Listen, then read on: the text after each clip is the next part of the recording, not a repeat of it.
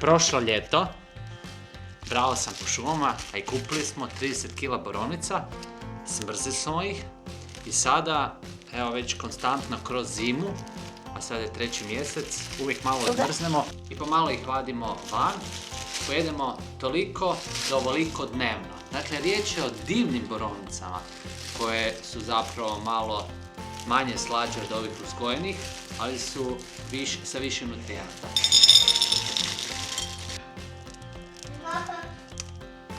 Ne treba desert biti nešto što ne smije se uzeti. Sportašice mogu priuštiti dosta šećera, pa i djeca. Evo ja, kak miriši.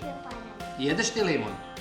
Dobro, a ti si pojela sve borovnice s ove torte, pa ću se ja nadopuniti ovako fino s limunom. Ej, Jadran, kak je dobro tortu napravila Helena od sira.